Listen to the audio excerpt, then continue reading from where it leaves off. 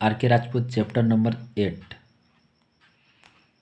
आज पढ़ाने जा रहे हैं।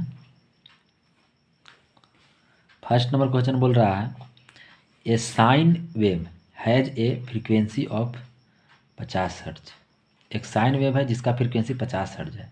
It's angular frequency is radian per second. Angular frequency radian per second में क्या होगा? तो फ्रीक्वेंसी यहाँ पर कितना दिया हुआ है? 50 हर्ट्ज। तो एंगुलर फ्रीक्वेंसी ओमेगा बराबर 2 पाई एफ हो जाएगा। क्या हो जाएगा ये? 2 पाई और एफ कितना? 50। तो 50 दूना 100 पाई इसका आंसर हो जाएगा। तो ए ऑप्शन सही है, 100 पाई। क्वेश्चन नंबर दूसरा बोल रहा है the reactance offered by a capacitor to alternating current of frequency 50 hertz is 20 ohm. कह रहा है कि रिएक्टेंस जो है एक कैपेसिटर के द्वारा ऑफर हो रहा है अल्टरनेटिंग करंट का, जिसका फ्रीक्वेंसी क्या है? 50 हर्ट्ज है, ठीक है। और रिएक्टेंस कितना है? तो 20 ओम। तो देखिए XC यहाँ पर दिया हुआ है कितना? 20 ओम, क्योंकि कैपेसिटर के द्वारा रिएक्टेंस कितना है? 20 ओम है, इसलिए 20 ओम दिया। और फ्रीक्वेंसी यहाँ पर कितना दिया हुआ है? 50 हर्ट्ज। कह रहा कि यदि फ्रीक्वेंसी को हम 100 हर्ट्ज कर दें तो रिएक्टेंस क्या होगा? ठीक है, फ्रीक्वेंसी 100 हर्ट्ज कर दें तो रिएक्टेंस क्या होगा, इसका मान निकालना है। तो हम जानते हैं XC बराबर 1/ओमेगा C जानते हैं, और ओमेगा C क्या जानते हैं? 1/2 पाई FC। ओमेगा C के जगह पर क्या हो जाएगा? ओमेगा की जगह पर 2 पाई F हो जाएगा, और C लिख दिए। तो यानी कहने का मतलब है XC जो है इन्वर्सली प्रोपोर्शनल है फ्रीक्वेंसी के। XC बराबर 1/2 पाई FC है, तो इन्वर्सली प्रोपोर्शनल हो गया फ्रीक्वेंसी के। तो XC समानुपाती 1/F। तो देखिए XC1 बाई XC2 प्रारंभिक स्थिति में और अंतिम स्थिति में। तो यहाँ क्या हो जाएगा? F2 बाई F1, क्योंकि इन्वर्सली प्रोपोर्शनल है तो इसके लिए नीचे आ जाएगा और इसके लिए ऊपर चला जाएगा। तो F2 कितना दिया हुआ है? 100 हर्ट्ज। यहाँ पर F2 क्या है? F2 है, और शुरू में कितना था? 50 हर्ट्ज था। तो F1 50 हर्ट्ज, F2 100 हर्ट्ज। तो 100/50 करेंगे, कितना आ जाएगा? 2 आ जाएगा। तो XC1 कितना दिया हुआ है? देखिए शुरू में कितना है? XC1 20 ओम है, तो 20 ओम यहाँ लिखिए, बटा XC2 बराबर 2। इतना बटा XC1 बटा XC2 बराबर 2 है, तो XC1 20 रख दिए, XC2 बटा में लिख दिया बराबर 2। अब देखिए XC2 क्या हो जाएगा? अब तिरिया गुना कर दीजिए, तो XC2 हो जाएगा 20/2 यानी 10। तो 10 ओम हो जाएगा। कब?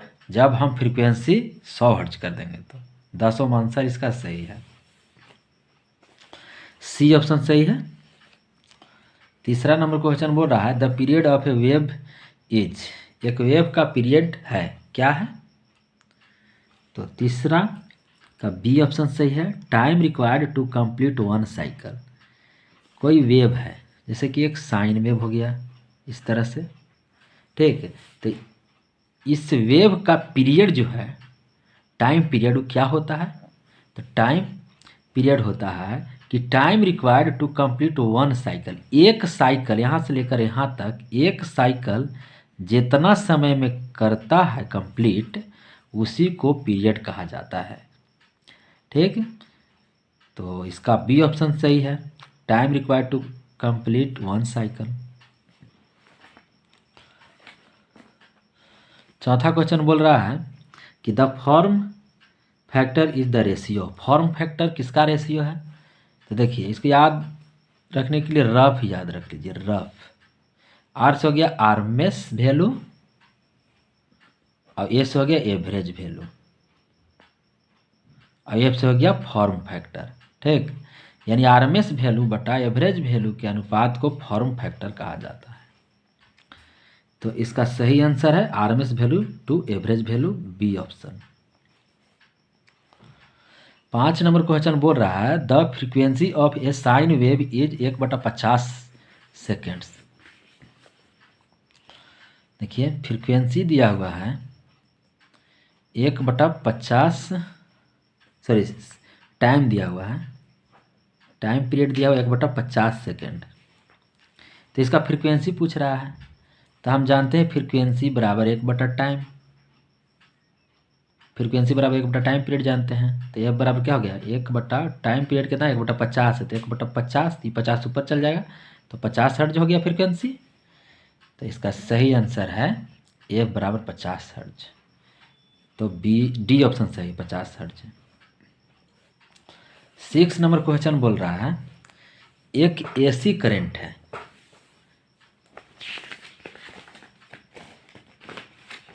एसी करंट कौन है, एक एसी करंट है I बराबर 200 साइन 100 पाई टी है। It will achieve a value of 100 ampere, यह 100 एम्पियर अचीव करेगा वैल्यू कितने सेकंड के बाद। देखिए शुरू में कितना है 200 sine pi 200 sign 100 pi T है, तो इसको 100 बनाना है, 100 एम्पियर करना है। तो कैसे होगा 100 एम्पियर, जब इतना का मान 1/2 होगा तब ई आई 100 हो जाएगा, क्योंकि 1/2 से करेंगे तो 2 से भाग देंगे तो 100 हो जाएगा। तो आप लिखिए साइन 100 पाई टी बराबर 1/2। तो 1/2 कितना डिग्री का मान होता है, तो 30 डिग्री का मान होता है। तो साइन पाई बाई 6 लिख दिए, साइन पाई बाई 6 यानी 30 डिग्री का मान 1/2, और इधर साइन 100 पाई टी लिख दिए, बराबर करेंगे। अभी क्या हो जाएगा 100 साइन साइन कैंसिल हो जाता है, तो 100 पाई टी बराबर क्या हो जाएगा pi by 6, pi pi cancel हो गया, तो यहाँ से टाइम निकल जाएगा, टाइम टाइम बराबर क्या हो जाएगा इधर 100 बटा में चला जाएगा, तो 100 से गुना हो गया, तो टाइम पीरियड बराबर कितना हो गया तो 1/600 सेकेंड आंसर। यही जो है टाइम पीरियड 1/600 सेकेंड आंसर हो जाएगा। तो देखिए 1/600 सेकेंड आंसर डी सही है। 7 नंबर क्वेश्चन बोल रहा है कि एक heater is rated as 230 volt और 100 किलोवाट। एक हीटर है जो रेटेड है 230 वोल्ट और 100 किलोवाट से। AC the value of 230 volt referred to. करा कि एक हीटर रेटेड है इतना से, एसी है ठीक ना, तो वैल्यू निकालना है 220 वोल्ट रेफर टू। तो 220 वोल्ट जो रेफर है इसमें दिया हुआ है 220 वोल्ट, ये क्या है, तो ये जो है आरएमएस वैल्यू दिया हुआ रहता है। कोई भी इक्विपमेंट का जो रेटेड होता है वो आरएमएस में रहता है, तो ये 230 वोल्ट आरएमएस वैल्यू है, तो आरएमएस वैल्यू बी ऑप्शन सही है 7 का। अब 8 नंबर क्वेश्चन में बोल रहा है if two sinusoids of the same frequency, दो साइनोसॉइडल है जिसका सेम फ्रीक्वेंसी है बट ऑफ डिफरेंट एम्पलीट्यूड, और उसका एम्पलीट्यूड डिफरेंट है, and phase angles are subtracted, और फेज एंगल घट रहा है, तो रिजल्टेंट क्या होगा, तो a sine wave of the same frequency, a option सही होगा। यदि दो साइनोसॉइडल सेम फ्रीक्वेंसी के हैं परंतु डिफरेंट एम्पलीट्यूड है, एम्पलीट्यूड डिफरेंट है लेकिन सेम फ्रीक्वेंसी है, और फेज एंगल सब्सट्रैक्टेड है यानी घट रहा है, तो रिजल्टेंट क्या होगा, तो एक साइन वेव होगा सेम फ्रीक्वेंसी का। ठीक है, तो 8 का सही ऑप्शन ए हो गया।